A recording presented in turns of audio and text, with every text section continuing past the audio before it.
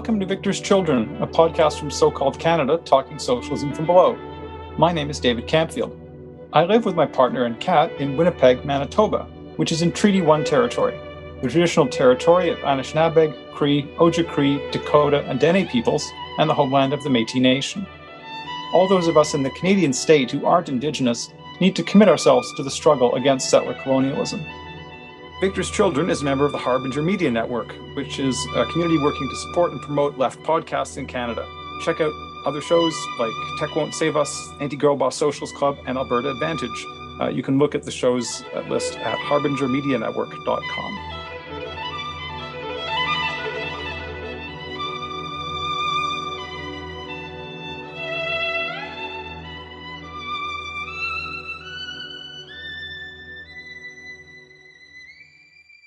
I'm very happy on this episode of Victor's Children to be joined by two guests to discuss the question of moralism and whether it's a problem for the left. So could you introduce yourself, Vanessa? Hi, certainly. So thank you so much for having me. My name is Vanessa Wills. I am assistant professor of philosophy at George Washington University. And perhaps relevant to this conversation, I'm also the author of Marx's Ethical Vision, which is forthcoming in 2023 from Oxford University Press. And Barnaby. I'm delighted to be here. I'm a great fan of this podcast, having had a wonderful discussion with David in the past on it. I'm writing my PhD at Columbia about the decline of visions of the end of capitalism.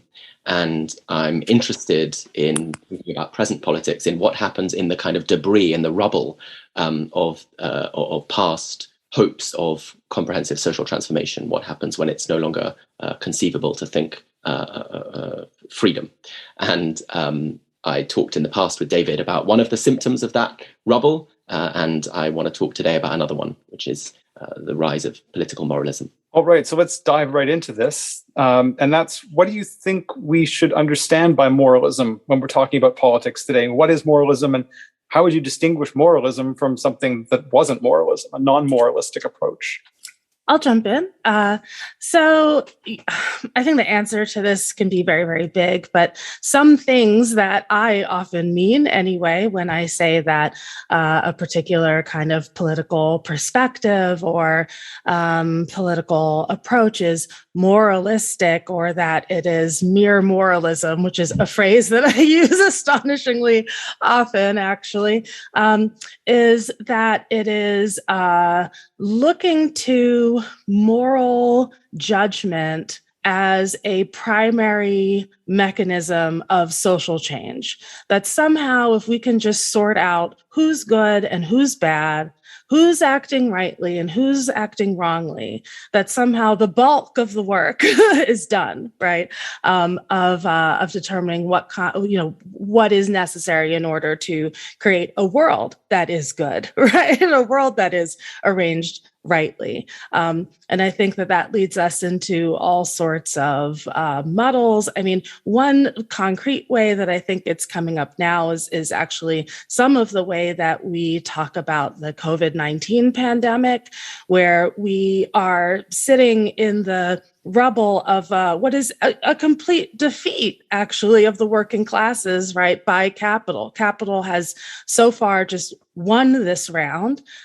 Business goes on as usual. In fact, it's booming. Profits are up, right? And any kind of attempt, taking the U.S. for an example, but this is true in lots of places, any attempt to use this as a moment to fight for the things that would be necessary to secure public health, like actual proper health care, right? Like giving people the funds that they need in order to stay home, like proper public health messaging around masking, social distancing, et cetera.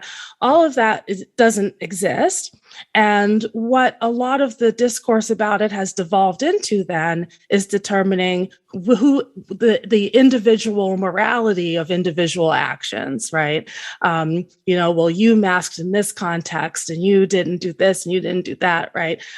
Without talking about the sort of the larger social dynamics that are the reasons why we need large socially organized institutions and structures to solve public health crises, right? Making the right kinds of moral judgments is maybe part of the story, but not anywhere near enough, and often a distraction. Thank you. Barnaby, any thoughts about the question of what moralism is and what is not moralism? I think that was a great sort of introduction from Vanessa.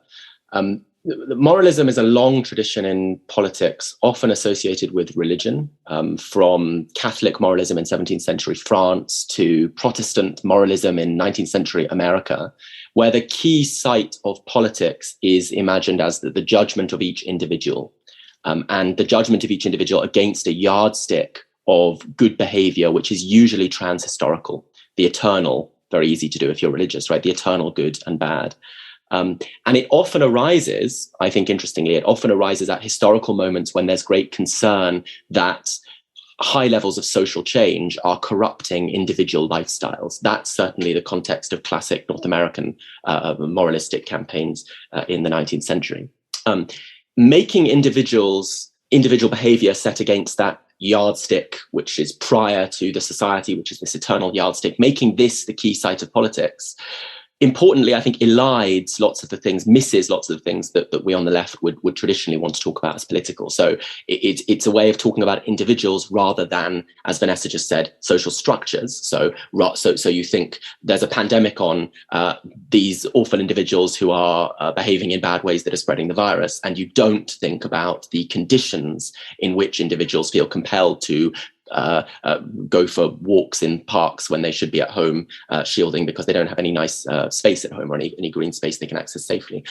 So it's against thinking structure. And I think one of the preeminent examples alongside COVID in our moment of that is climate moralism. So it's thinking about climate change by thinking only about the actions of individuals and not also about what kind of, so talking about the Anthropocene as if the problem is anthropos, is human beings, and each of our individual actions, and not also talking about the particular the organization of social relations in which the planet is being ruined, endless capitalist growth. So it's against talking about structure. It's also against talking about history, very relatedly to structure, because it's a way of talking which doesn't want to think the historical process of the formation of individuals, why we are the way we are, and why we might in the future be different, why we might under different kinds of conditions be able to live as better people in happier, healthier, more fulfilling ways. So it's also, I think, a kind of anti-historical way of thinking. It looks at a snapshot of the present and asks, is this person good or bad? So it's against structure and history. And it's also importantly, I think very importantly, against thinking about strategy. And this is one of the things that concerns me most. I had an encounter that I found quite striking. It's maybe controversial to say. I was giving a sort of presentation about Palestine solidarity work in Britain, and mentioned a contrast that Yasser Arafat had long ago mentioned between Palestinian people and Native Americans, where he'd said, "We will not be like the Cherokee. We're not going to allow ourselves to be ethnically cleansed on that scale and utterly destroyed." And someone in the audience was kind of horrified that I'd said this and said, "Who are you to say, are you saying that Native American struggles are for nothing, that they're destroyed?" And I said, well, I'm saying that the position of Native Americans is they underwent a 98% demographic collapse, a massive genocide. And so that means that the kinds of struggles, the kinds of demands that Native Americans can make in the present are different from the kinds of demands that Palestinians can make, who still exist, many millions of them, in historic Palestine and in refugee camps just beyond it.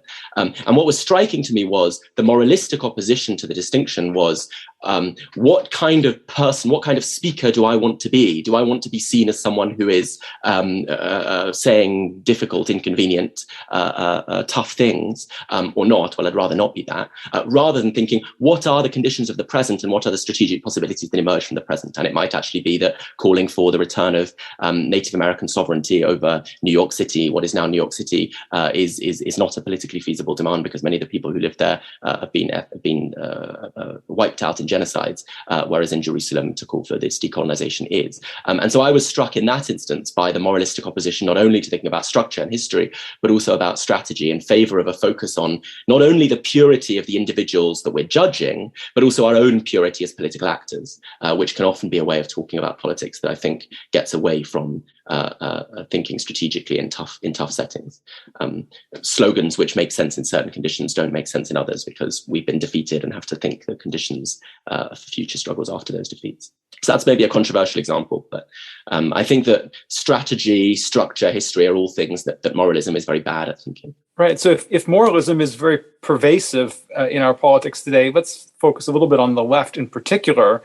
And I'd be interested in your thoughts about, to what extent it's a problem for the left, in what ways it's a problem, if there are other ways you haven't mentioned, other examples that might stand out to you in terms of ways in which this really matters. Yeah, I think it is a problem for the left. Picking up on what I was saying earlier and on some of the themes in Barnaby's comments, I think it's oftentimes just a real distraction. Thinking ahead to just some examples, I think one of the places where it completely distorts discussion and makes it almost to the point of not worth having are many of the conversations that center around voting. I'm most familiar, of course, with the U.S. context, and of course, the U.S. context when it comes to voting is arguably unique. Every 4 years, or maybe every 2, but especially every 4, and we have the presidential election.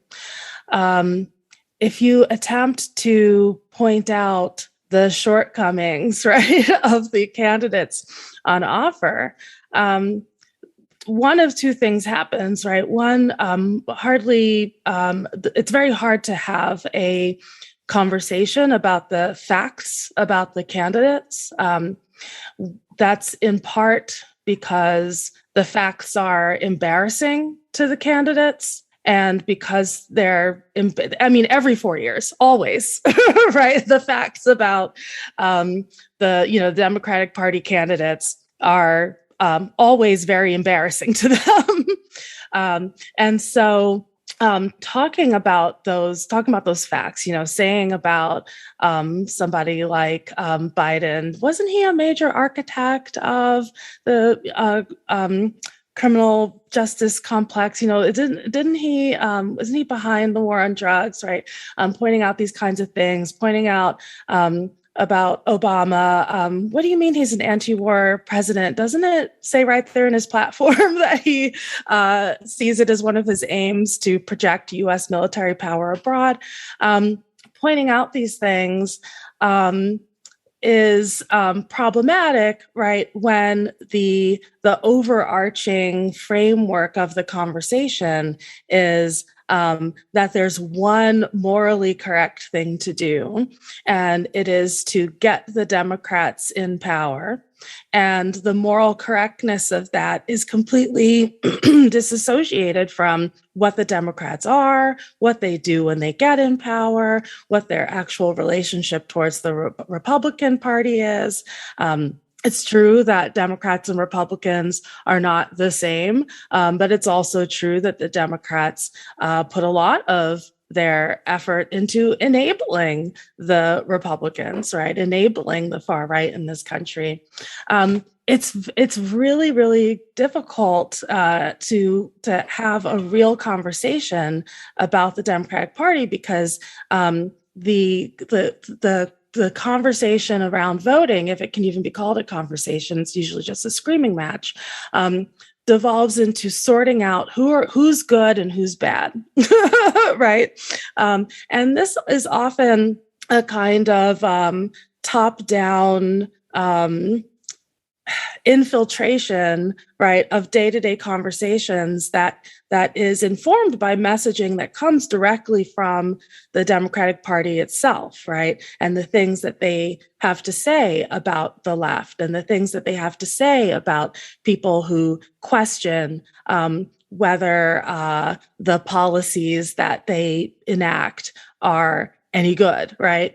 And one of the things that I think is maybe helpful for listeners too, who might be more or less familiar with these terms, when, at least for me, when I talk about moralism, I'm talking about something very different from morality as such, right? I think morality does matter and is important. I think it's highly relevant what the moral thing to do is.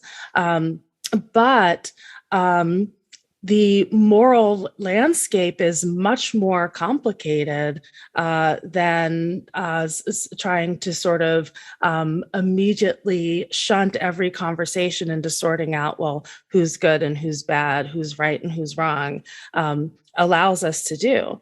And I mean, one example of this, you see a little bit less of this now, but especially in the aftermath of Hillary Clinton's loss, where there was this messaging that essentially anybody who criticizes Hillary Clinton is actually an agent of Putin, like, which sounds like almost like absurd now, but was like a pretty common thing that, you know, somehow you're doing Putin's work for him, right? And what is the sort of role that's being played there by that figure of Putin? It's like, well, you're evil. To criticize the Democrats is evil. And, you know, obviously, one of the things that does is distract us from actually making real moral determinations. Can we talk about the impact of a woman candidate for president being this kind of feminist moment at the same time that we know what Hillary Clinton's policies have actually meant for women around the country and around the world? Are we allowed to have that conversation? And one of the things that this kind of moralism does is make it the case that the answer to that question is no, right? Or to attempt to have a more concrete and nuanced analysis of what the real impacts are of these policies and these parties for people is immediately suspect. And so this is to me like one of the most important, but it's kind of betrayals of this kind of moralistic language and moralistic way of approaching politics, that it poses as being deeply, deeply concerned with goodness, but when its main central function is to obscure, right, the actual moral landscape that we're all acting within. I certainly agree with Vanessa's examples. One thing I've said to my students at Columbia is when election time comes around, they come under lots of finger-wagging pressure from professors and from the university that they must vote. And I say to classes of students, you can if you like, or you could also choose not to vote, because that would also be a political act. You could decide, as I think would be quite reasonable in lots of elections in the state of New York, that the most positive possible outcome here would be a very low turnout. And a statement of disaffection from all the candidates. And the kind of horrified reaction that I sometimes get to that from students makes clear that they don't think of the act of voting as a basically political act. So it's not about how they can change their conditions. It's a basically moral act. It's about what it says about them. And as I said, my problem with moralism is both that it makes the objects, the people we're looking at, individuals who are judged on whether they live up to standards of right and wrong, rather than looking at social processes that shape our world, and also that it makes the subject, me, a person who has to prove my goodness in the here and now, my purity, which I think is politically damaging for all kinds of reasons. I think it damages the kinds of coalitions we need to build between people who accept that we're all in something like Primo Levi's grey zone, where none of us live in a state of purity and rightness. But absolutely, the way people thought about voting, I find in America is intensely moralistic. It's about showing that they are good by voting for the side that they've coded as good.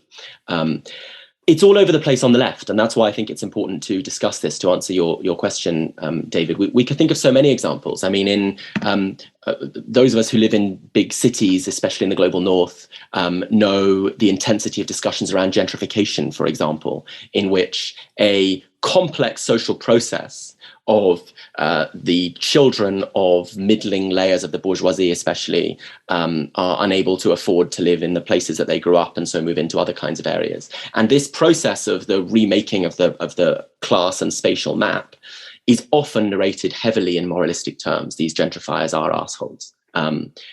We could think about the debates that we've just had in Britain for the last more than 5 years, obsessively over Brexit, where what began as an argument between two wings of British capital about the best way to secure high profitability for British capital, whether it's through close links with Europe or with the rest of the world and the United States, was narrated quickly in not those terms of political economy, but in terms of moralism. So white northern town-dwelling voters who voted to leave the EU were racist scum, or East London hipsters were out-of-touch cosmopolitan scum. And it is precisely because that argument wasn't only about political economy among two wings of the capitalist class, because there are not 30 million capitalists in Britain and 30 million people voted in the referendum, that moralism steps in to explain that kind of gap, the other thing that's going on there, which is all kinds of complicated allegiances that people feel to place, to space, to ideas of the past and the future, which are narrated not sympathetically and not trying to explain and understand, but trying to judge. And so one of moralism's problems, the word has traditionally, the word has traditionally denoted a kind of judgmentalism, which is I think a problem in building politics of solidarity that wants to understand where people are coming from. The preeminent examples,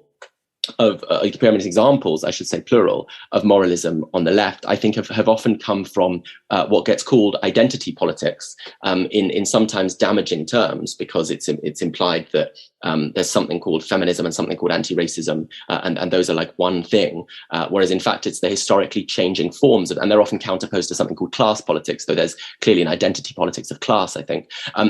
In fact, these things, feminisms, anti-racisms, class politics, have all been transformed in the languages they use over the last 40 or 50 years.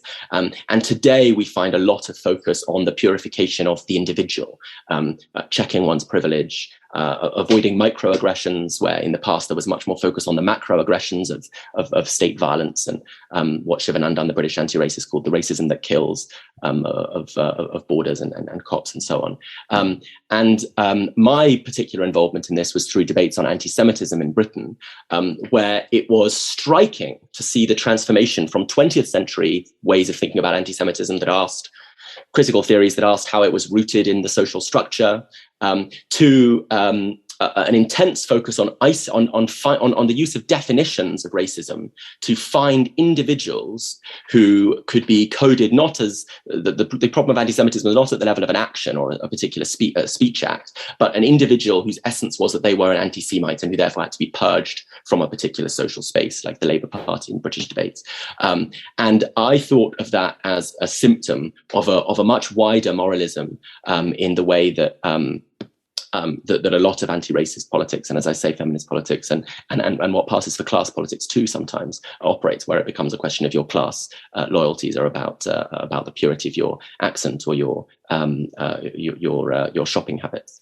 And I think also about debates about. I'm quite interested in thinking about debates about sex and sexuality, where if in a kind of caricaturish binary, if some feminists in the 1980s and 90s said that certain sexual preferences emerged out of oppressive social structures, whether it's race play or women wanting to be dominated, and might reproduce those oppressive structures. And if feminists today often want to say that we shouldn't criticize people for their choices and preferences, what is elided in the space between those two positions is the possible coexistence of those positions, which would say, how is this desire that I have politically produced by things that I might want ultimately to get rid of?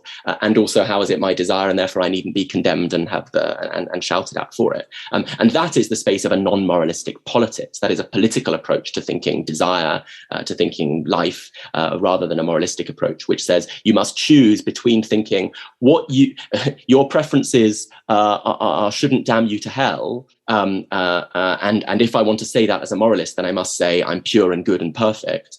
Or if I want to say there's anything regretful or problematic about things I desire or ways I behave or facts about my treatment of myself and others, then if there's anything undesirable about that, then I must be damned to hell. That's the kind of dangerous space of moralism which inhibits, I think, the work of politics, which is actually the work of changing not only the world but also ourselves. I think this brings us to the question of whether moralism has become more of a problem for the left than it has been in the past. Do you have any thoughts about whether that's the case? And if it is more a problem, what has created this condition that we might find ourselves in? I guess I'm not convinced that it's become more of a problem. I mean, mainly because I suspect that it's easy to fall into a kind of presentism about such, kids these days, right? about this sort of thing. I mean, I guess I may even answer the question definitively in the negative, because I don't, for example, think that the left is more moralistic than it was in the 90s at all. I think there's much more broad understanding, awareness, and willingness to engage with issues of structural problems and structural solutions, right? And I mean, let's take the example of the conversation about climate change, which used to be completely individualistic. I mean, in terms of the mainstream conversation, right? And that was, again, because of the role of capital, right? So all of the sort of recycling messages and the push to individualize things like recycling, reduce, reuse, and recycle, those were actually messages that were being promoted by industry. And we still hear those, but I think that they do much less to dominate the conversation about climate change. I think it is much more widely understood that this is a problem of industry, that our individual solutions aren't going to cut it. Now, unfortunately, part of the reason that it is more widely understood is that we're staring it in the face, and it's just glaringly obvious that, I do recycle. I'll give you an example. I actually drove to the city dump a couple days ago and dropped off a bunch of electronics recycling. And I did. I felt good. I felt like a good and virtuous person. I patted myself on the back, and, because that is like a normal kind of human response, to feeling like you did the thing, and you contributed and you did your part, and I don't want to poo-poo that. Like, that is a human good feeling that should be encouraged. It's one that any communist society is going to rely on, the feeling of satisfaction that people have from contributing, right? From doing things that are part of the picture of how we make a better world. So I also really want to be clear that I'm not like some sort of hard ass out here who's like, nothing you do bad, that's a good response, and we want people to have it. But like any kind of like any emotion on the spectrum of human emotions, ideally we want it to be something that is attached in some way to also a correct understanding, because I can have a feeling of satisfaction and be doing the wrong thing, right? And I think moralism, often leads us in that direction.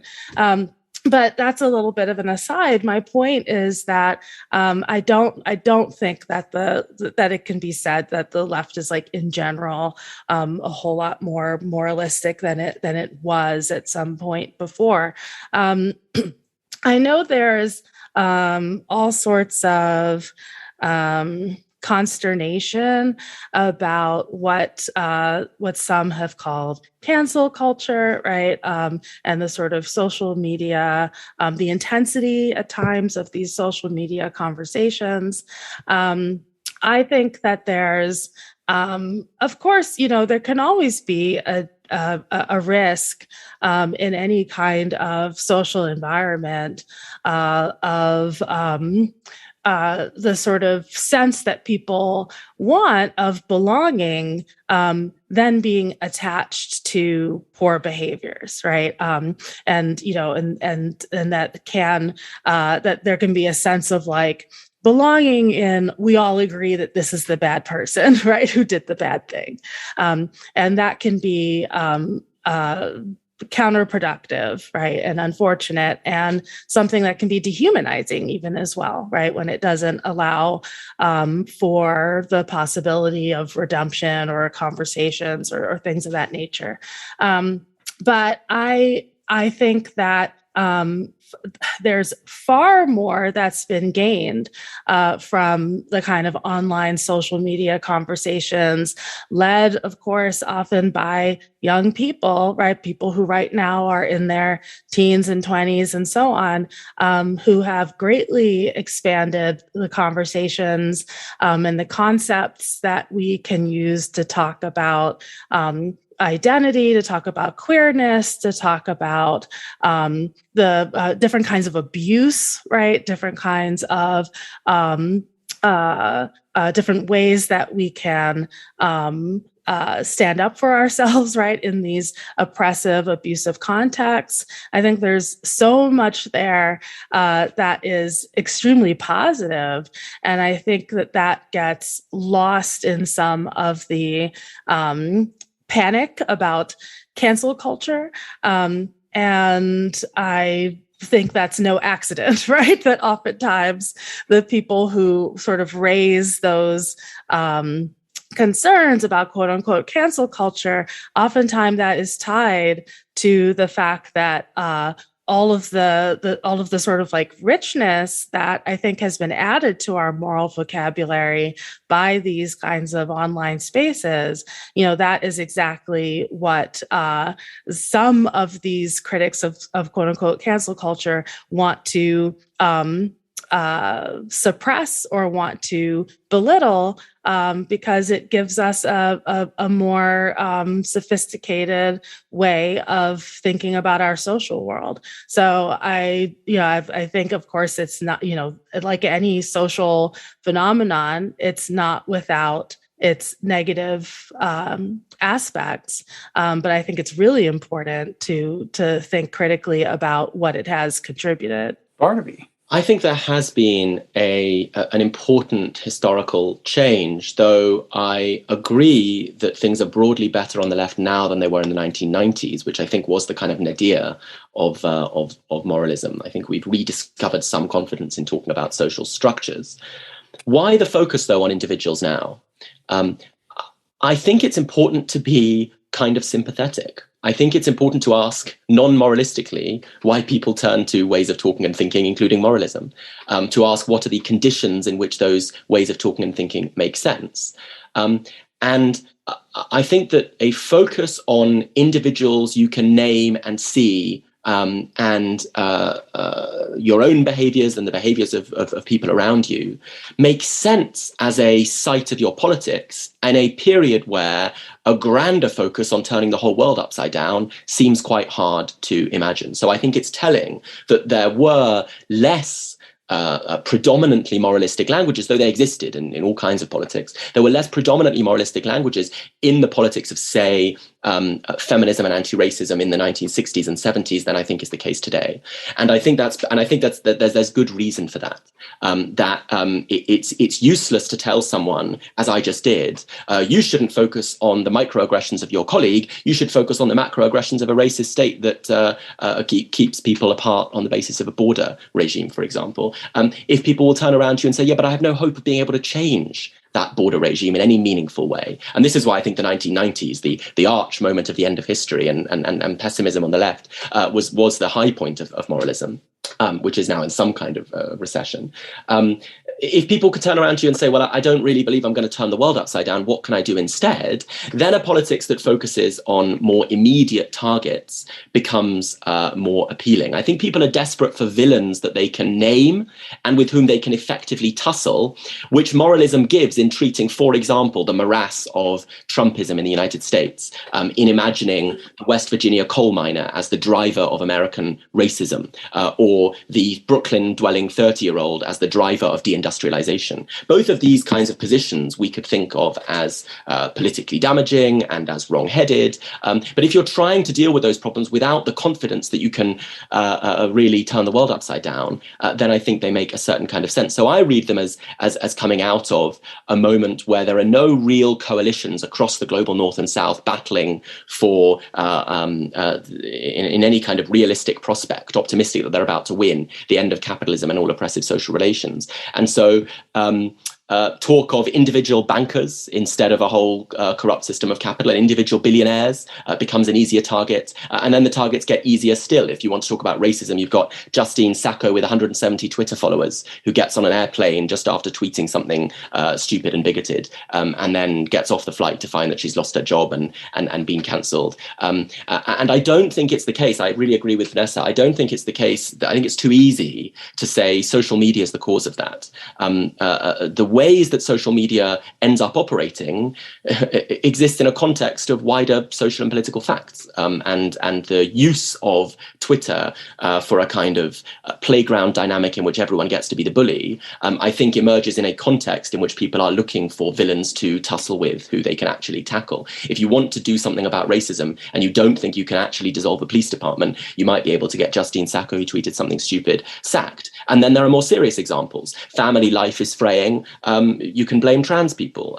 Jobs in public services are withering. You can blame migrants. These are all, I think, attempts to grapple with something which feels feasible in a moment when it's kind of the success in a moment when structural social transformation doesn't seem feasible. So it's the kind of successor to the dropout culture which emerged in the wake of optimism for some people in the 60s and 70s. I'm just going to remove myself from society. There's some of that in terms of the attempt of a language of safe spaces or whatever in an unsafe world. But it's the successor to that kind of attempt to remove ourselves from a society we don't think we can change, which is an attempt to purify those bits of the society that we do think we can change, which is ourselves and those immediately around us. The irony of that position is that, of course, we can't actually change ourselves and those around us in any fundamental way without changing the kinds of social conditions in which we live and act in the ways that we do. Sorry. I was just going to say, so it seems like a kind of pessimism, but is in fact a kind of utopianism. I think that's how I think about moralism. Yeah, if I can just jump in for a moment, because I agree with so much of what you just said. But there's one thing, like and this is something I'm still thinking through for myself. I mean, I think I'm prepared to be more not only sympathetic to resentment, but even to think that there's probably something like objectively useful about it in some case, the example of billionaires and people sort of hating Elon Musk, right, or hating Jeff Bezos. There's one way in which that is focusing on an individual rather than a structure, right? But there's also, I think, a sense in which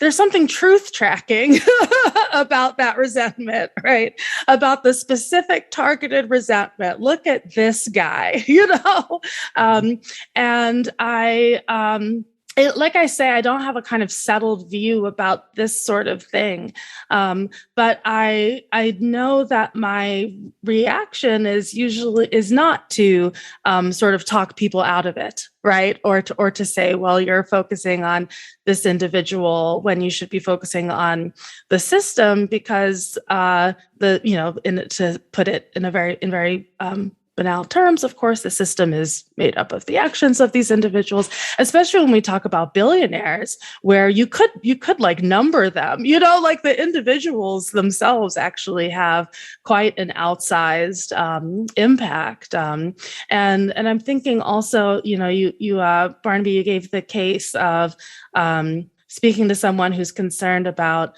microaggressions that they're experiencing at work, and how that might sort of be a distraction from thinking about the macroaggressions. And I wonder whether that's not an unnecessarily stark opposition, right? Where, I could imagine in that context saying, yeah, like that, that sucks that person did that to you.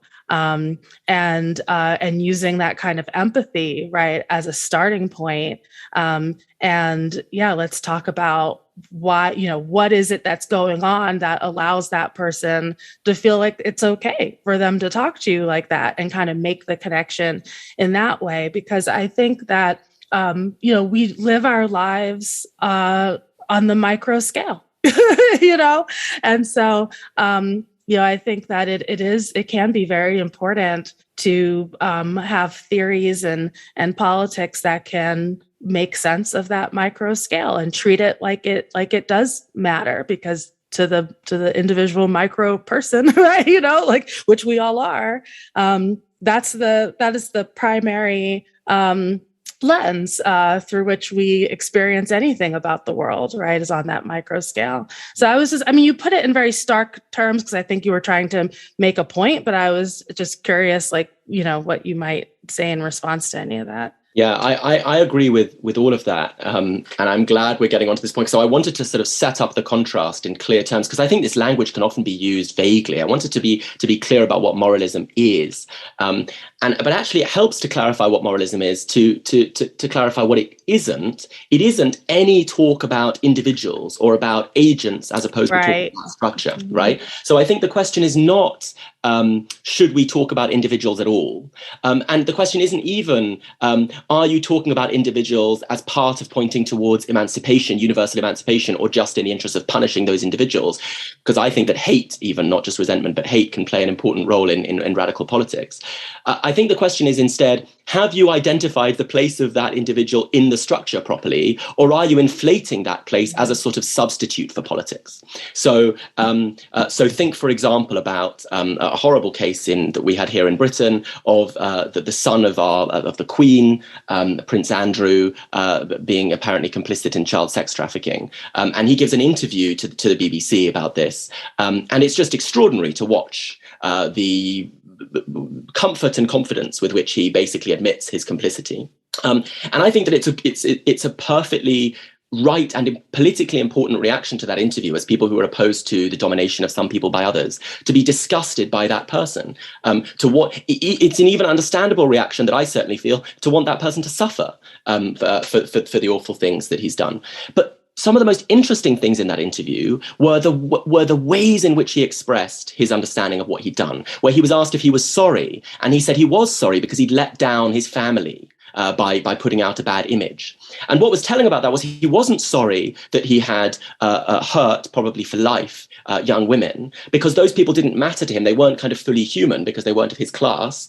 He was sorry that he'd let down his family. And when he was asked why he kept staying with Jeffrey Epstein after he became a convicted paedophile, he said loyalty to friends was his most important virtue. And so what we can see in that interview, I think, is both all sorts of individual horrors in this person, Prince Andrew, but also horrors that we can root in his formation by a certain kind of very perverted and distorted class. The experience of being a member of that very parasitic family in Britain, whose life is all about the reproduction of social status and the assumption of their own superiority. And so in that sense, we can, yes, say that Prince Andrew is a kind of victim, just as everyone is, of their social conditions.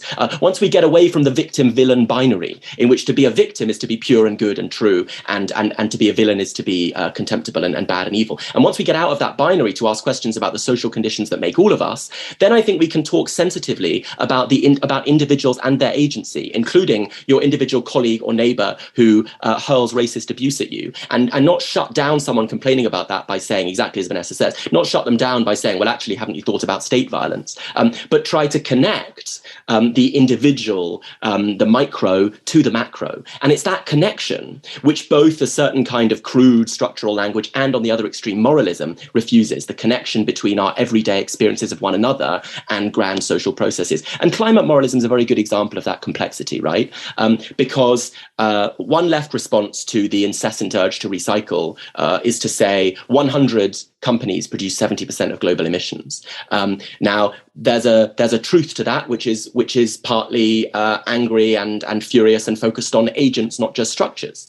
The bosses of these companies make decisions. The bosses of Chevron of Exxon made decisions for many years to suppress their own climate research. They could have made different decisions. But it's also deceptive, because those 100 companies are only producing all those emissions because they're making goods that most of us are buying.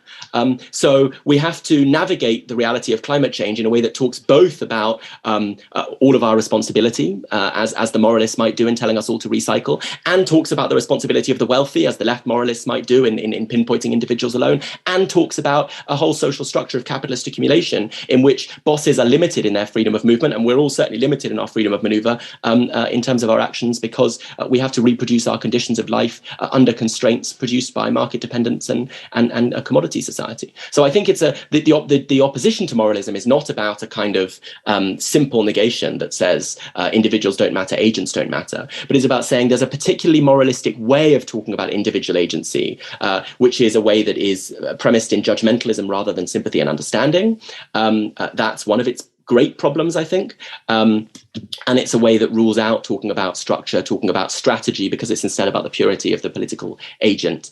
And it denies I think that the last thing I'll say about this is that I think denying our complicity in politically troubling forms of life becomes a real problem, because the thing that can rule out comradeship across those lines of class and race and gender and so on, the thing that that can rule out that possibility of comradeship is an insistence on a kind of a purity which is ultimately anti-political, or which leads to a kind of self-loathing. If we find ourselves to be impure. And I think that these are damaging impulses for politics, even as I have some sympathy both for the conditions in which they feel compelling to people and also for the grain of truth that they actually hold. Vanessa, any thoughts in response to that? No, that was exactly the sort of thing I was hoping to elicit, and very well said. Yeah. Okay, well, we've touched on this a little bit, but I'm wondering if we can focus now about how as socialists we respond to moralism as something that we regularly encounter. Do you have any thoughts about how we can respond to it constructively? And when we're saying we're rejecting moralism, does that mean we're also saying there's no place for ethics or morality in our socialist politics? Mm-hmm. Either of you want to jump on that? Yeah, I guess I'll jump in on the second question, actually, if that's all right, which has some implications for the first. So I think all the time, as a communist who and a ethicist, which is a strange combination to be, I think about this all the time because Marx says, Marx and Engels say that the communists do not preach morality. And I think that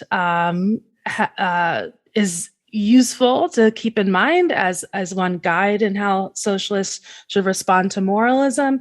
But I think that it still does not imply that there's no place for ethics or morality in socialist politics.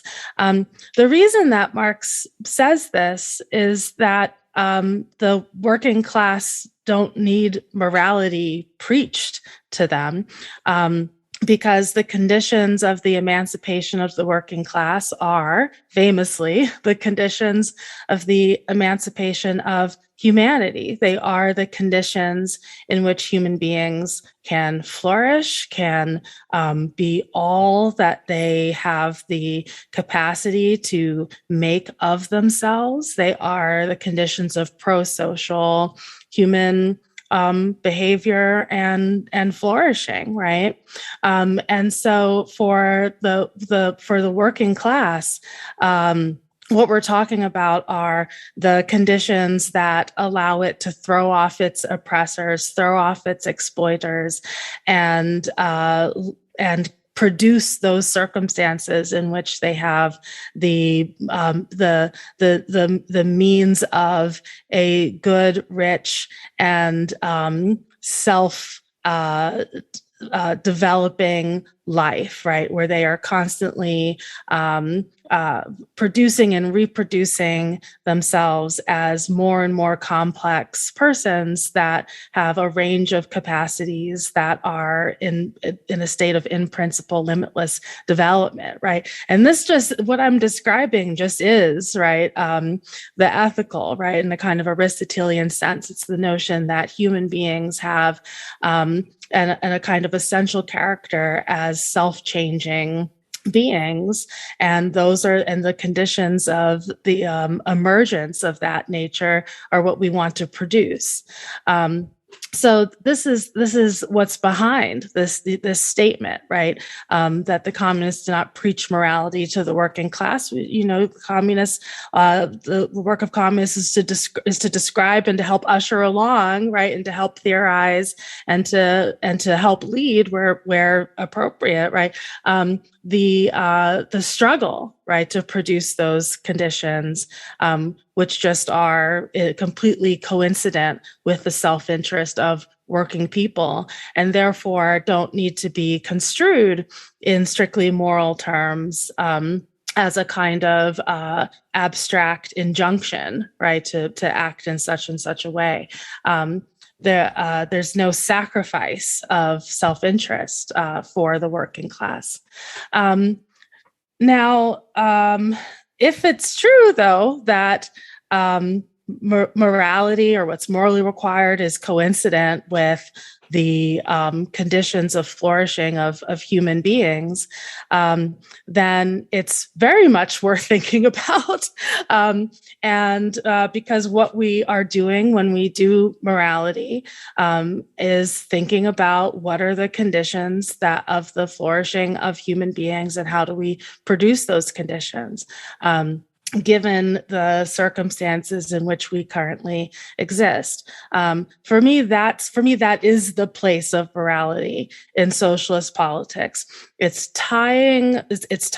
not even tying, it is recognizing, grounding, reaffirming, centering the place of socialism as a human endeavor, right? And that is important when we are engaged in conversations that want to belittle and diminish socialism as some sort of niche interest or some sort of ideological pet project, right?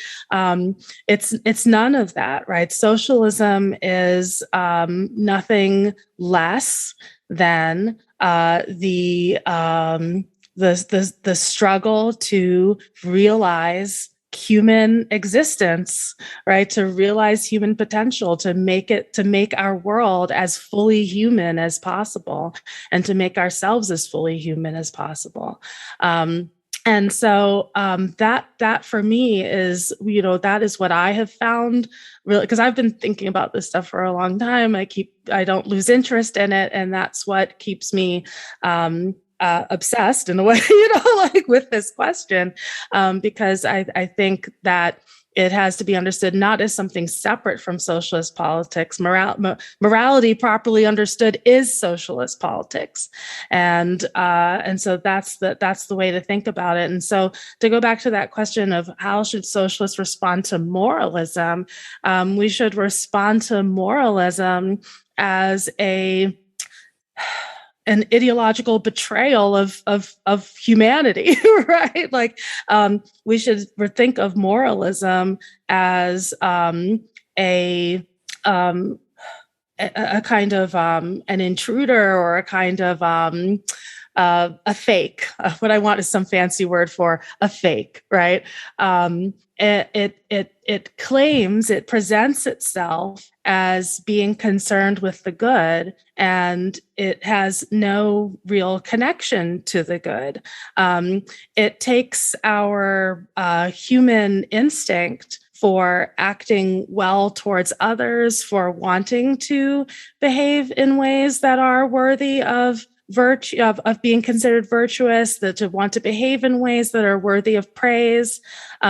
We want to be good, right? I think that's like, we want to be good. And it takes that, very, very innocuous kind of human desire, and it hijacks it.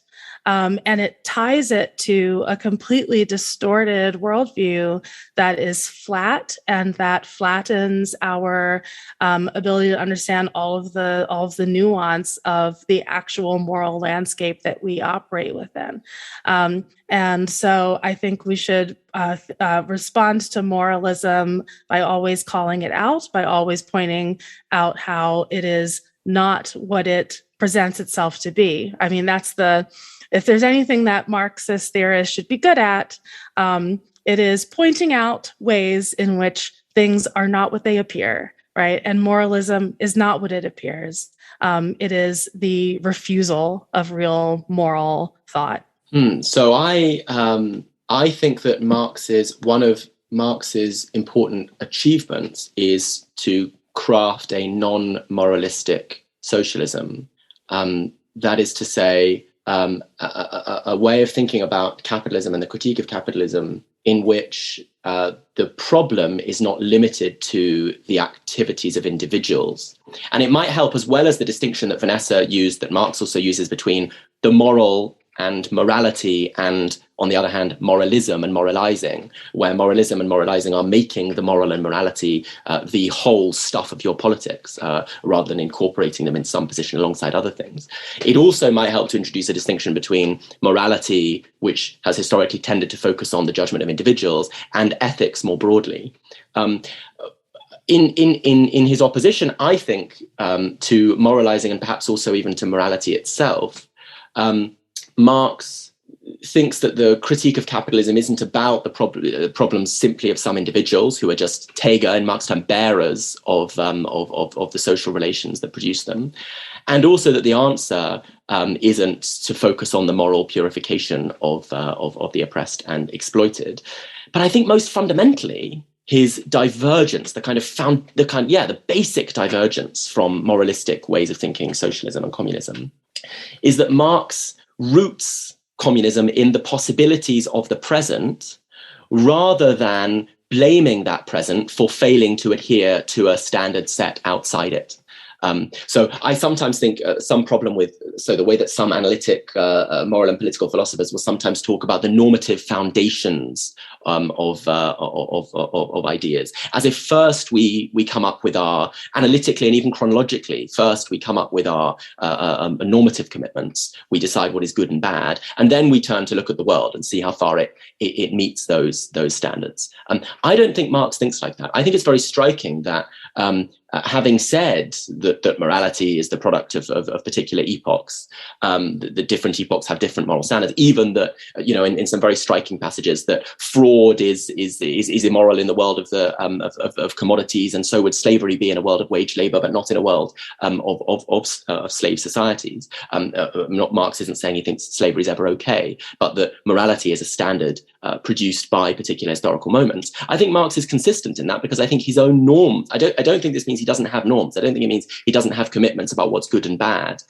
He doesn't think that socialism and communism are superior to capitalism because they simply emerge organically out of it and they just come next in some historical arc which is defined without normative preferences. But the normative preferences are immanent to, are created by the kind of society in which he lives. So I think his norms are things like free association, even very clearly in the Grundrisse, free individuality or rich individuality. And he says very clearly that these are possibilities created by bürgerliche Gesellschaft, what he called by bourgeois society, what we might now call capitalism. the idea of the individual, the idea of free association beyond kind of feudal limits on who can be with whom.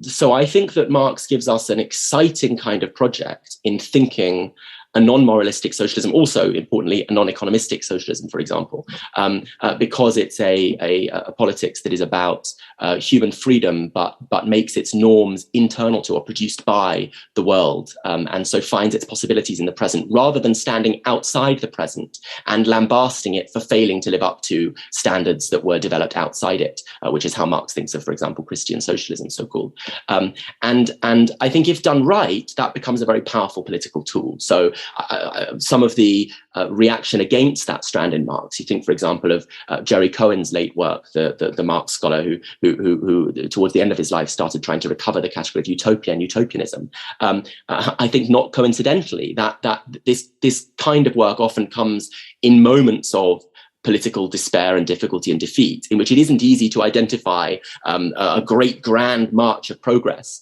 And instead you start to say, okay, we need ideas of the good here, because it's not all just happening organically. Well, it never happens organically, the victory of the oppressed over their oppressors. But the danger Marx saw in focusing on the standards of good and evil is both losing sight of the way that those standards are always produced by particular historical moments and sort of making them eternal, and also bringing them to the present and judging the present for failing to adhere to them, rather than finding possibilities for political transformation in the present. So I think Marx thinks, he often thinks when he talks about moralizing, that this is not a very good way of doing politics. It's not a very effective way of actually making change happen. Of course, if done wrong, if you're just a Marxist after Marxist time declaring the great movement of history will be on your side, and it doesn't seem to be, then you're also not being very politically effective. So this isn't to say that anything that isn't moralism is fine. I also think that, importantly, communism is about making us free and not just making us good. Or even more importantly for Marx, about making us free than making us good.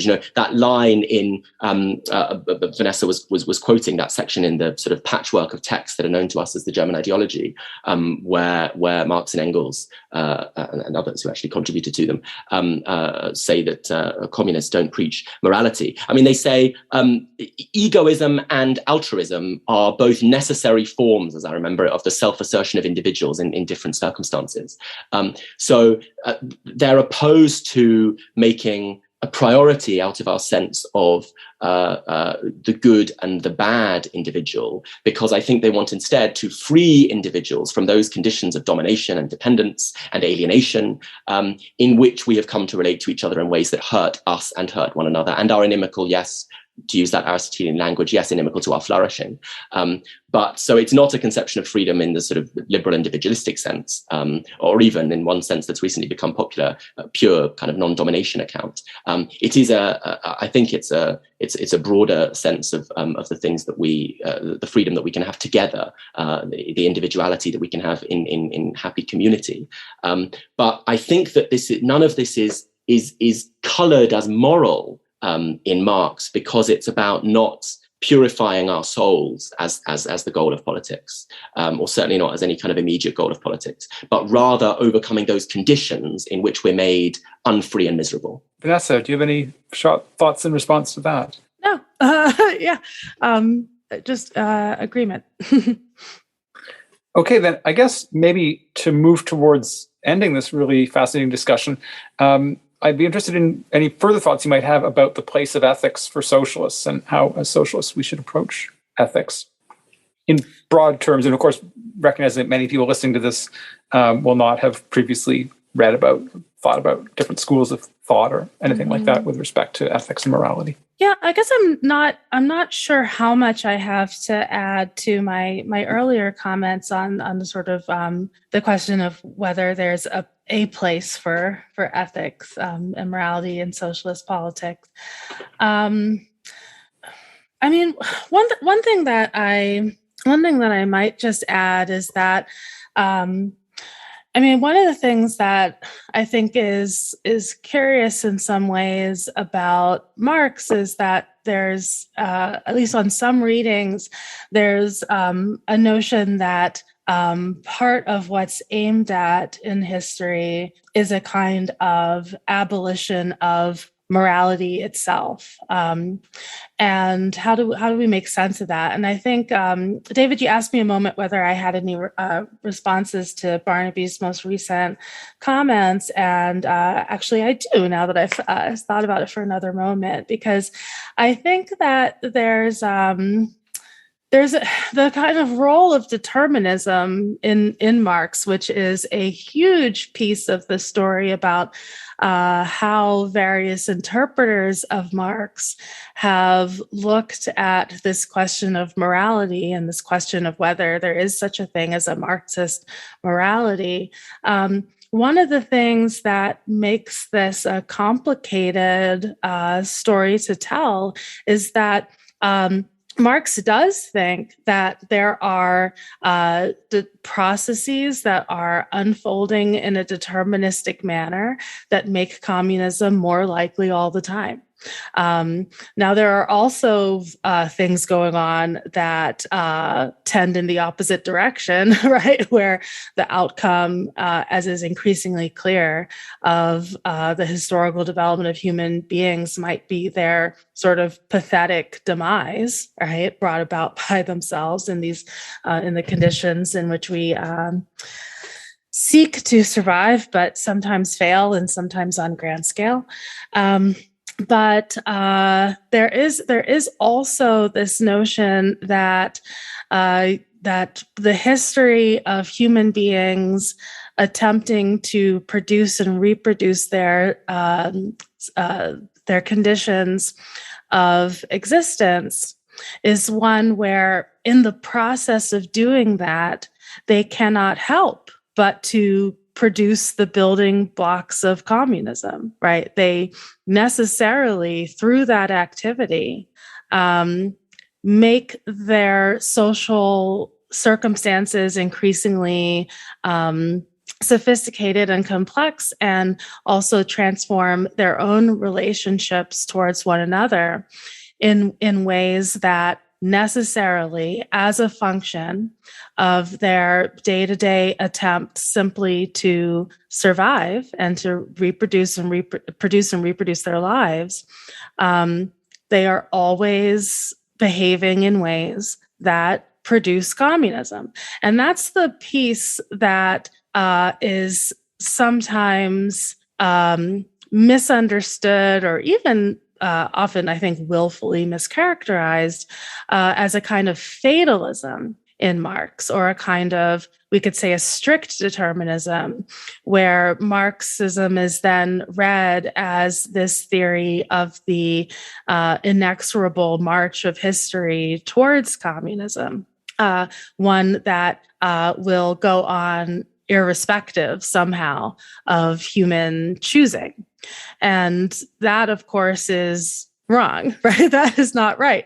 And I think, when we talk about the role of human freedom, when we talk about choice, when we talk about self-actualization, right?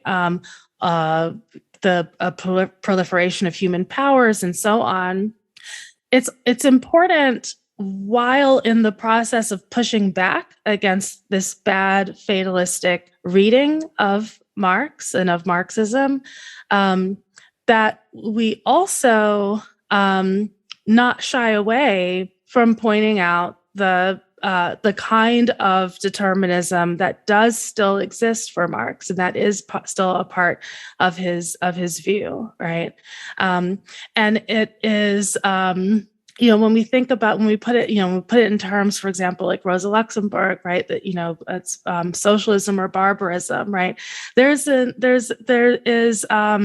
one of the ways that moralism can be misleading, and this circles back to a comment I made at the beginning, where I said that moralism tends to make it seem as though, well, all we have to do is figure out what's good or what's bad, and then choose accordingly, and the main work is done. I think that this is what ties moralistic perspectives, for example, to liberalism, right? Oftentimes, moralism is the quote unquote morality of liberalism. This notion that we figure out what the right conditions of human life are, and then we just have to choose them.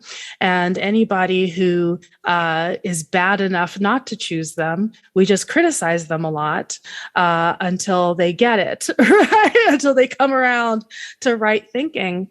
But the fact is that, part of why moralism is not enough, is not equal to the task here, is that we can figure out what the right thing to do is and not be in a position to do it because of conditions that exist completely outside of our choosing, and ones that both determine the kinds of choices we do make, sure, but also ones that determine what kinds of avenues of transformation are available to us, even once we have achieved, right thinking or whatever, right? And so, I think that. That notion that that's the materialism, right, of a Marxist perspective. This insistence that we cannot really understand the lay of the land morally without understanding what is possible, completely in spite of ourselves, often. And so this means, for example, one of the things that we are constantly doing, right, is we are, especially under capitalism, we are necessarily producing conditions that are unstable, that are in a process of development and change. Staying where we are is not an option for us. Even if we wanted it to be, it's not on the table.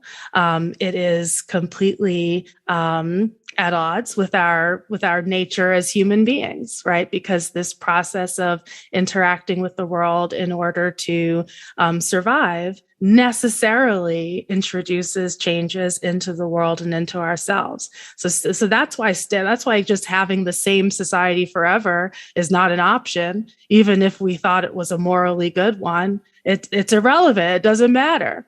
The only two options for us are to claim, right, this process of constant self-changing and transformation as our process, as one that we that we control consciously, right, and in a goal-directed manner. That's what communism is about. When we talk, it's not just self-consciousness in a kind of idealist sense, right? It is a real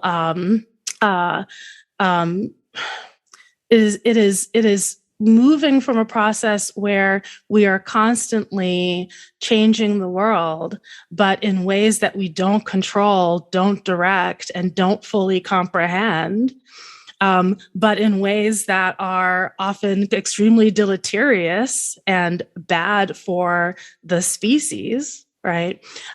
It is communism is the promise, right? Is the analysis of humanity and the world that leads us to the conclusion that if we can engage in that process of ongoing transformation in a conscious way, understand our interventions into the world and into ourselves for what they are, guide them, that we can take what is this deterministic in the sense of it has to happen. Changing has to happen, and the choice we have is whether we're going to continue to change the world in ways that we don't fully understand or control, or whether we're going to do it in a way that we do understand and do control, and we direct that change towards the end of human flourishing, right? That's the option.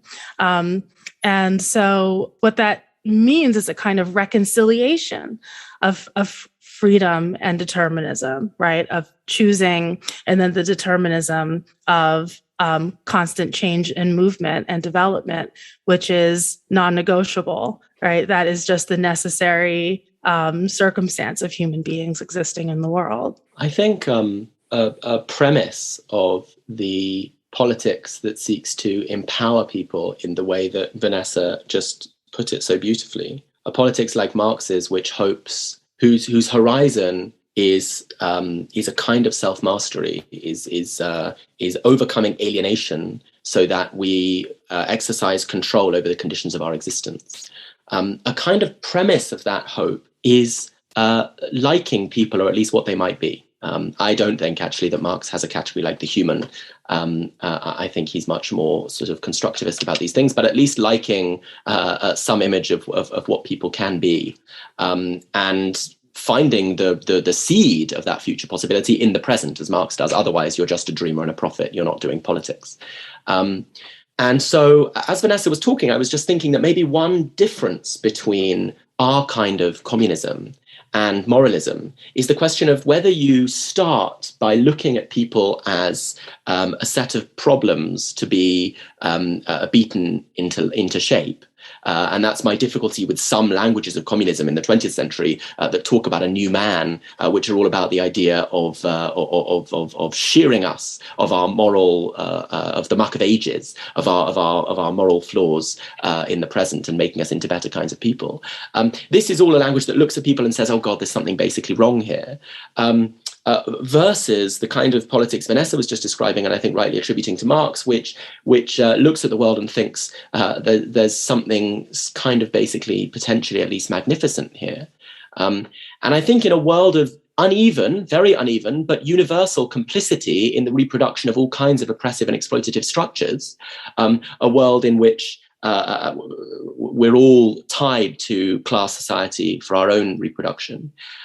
My perhaps surprising anti-moralistic injunction is that we should be kind to each other, because I think that's something that moralism makes more difficult by its focus instead on all of the ways in which people are impure and found wanting. And being kind to people doesn't mean forgetting all of the awful things that people do to each other. It means putting that awfulness, situating it against the backdrop of the structural conditions in which people act in certain ways, rather than rooting it in their essences as bad human beings. But it can mean being furious about those things and celebrating and prizing and adoring the traditions of the oppressed and exploited, in resisting those depredations and in spreading cultures of solidarity against those kinds of cultures of cruelty and victimization and humiliation and degradation. So I think that even if one finds it hard in the 21st century to share Marx's 19th century optimism in a trajectory of progress, whether we think it's very fixed and determined in Marx's view, or whether we remember that in the Communist Manifesto he says class struggles end every time, either in the reconstitution of society or in the common ruin of the contending classes. Well, I think nonetheless that Marx is a bit more deterministic than we're now comfortable with. So I think sometimes we read back into thinkers we like from the past, things that we want to think in the present. And but even if we lack some of his optimism about a confident trajectory of progress, I think the mission of finding imminent seeds of something better within the present, rather than rejecting the present and contrasting it to a set of moral norms developed outside it and eternal. The lesson of treating individuals carefully as people who have agency and who act in the world and who can do harm or good in the world, but who are also produced by social structures, even if they're the most evil people you can imagine, like Prince Andrew.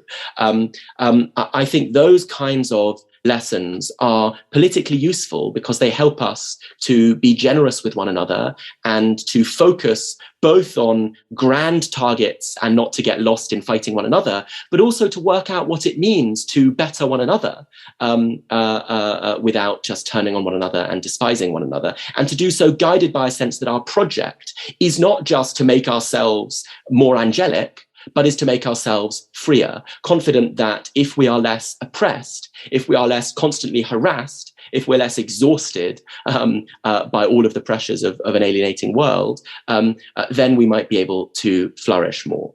And I think that's the promise of a communist politics that faces every kind of oppression. It's the promise of a communist politics that faces poverty and says, I'm not going to blame you for the decisions you take when you're poor, which isn't to say I'm going to give you some carte blanche. It's to say I'm going to think about the structural backdrop. And neither am I just going to think that your boss is an evil individual who needs to be decapitated and the whole world would be better. I'm going to ask what kind of social world produces wealth and poverty, as well as being furious when your boss cuts your wages. It's a world that faces racism and, I said anti-Semitism is an example I've dealt with in these debates, and doesn't say, oh, we give a free pass to someone who racially abuses me or something on the way to synagogue. But it is to say we ask how these things are produced by certain kinds of social conditions, because we have a basic optimism that if social conditions were otherwise, we could make a world in which we were all happier. Well, perhaps on that note, I will thank you both, Barnaby and Vanessa, for one of the most, I think, stimulating episodes of Victor's Children that we've been able to produce so far. Thank you very much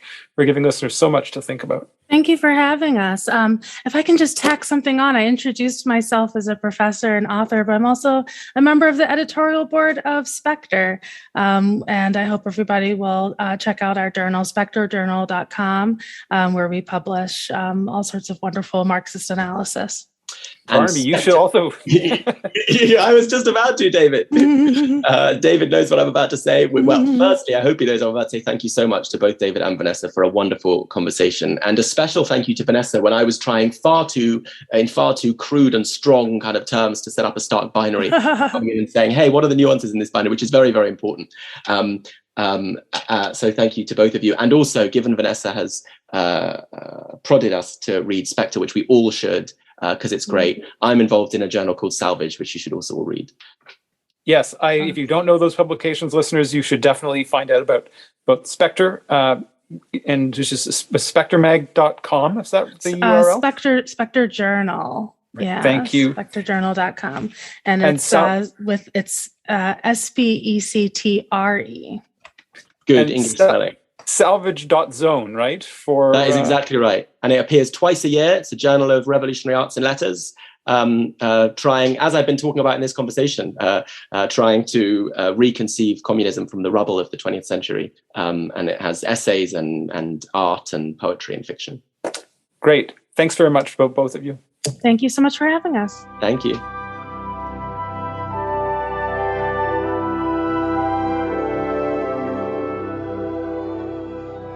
That's it for this episode of Victor's Children. I'd like to thank Jonathan Croker, the producer of Victor's Children, without whom the podcast wouldn't be possible. I'd also like to thank Posey Legg, who designed the graphic for Victor's Children. If you found the episode worth listening to, please do tell other people about the show, since word-of-mouth recommendations are especially helpful. If you don't subscribe through your preferred podcast app, please do. And while you're there, please give the show a high rating. It helps to promote us. If you have a suggestion for an episode or some other kind of constructive feedback, feel free to be in touch with me. You can contact me through victorschildren@gmail.com.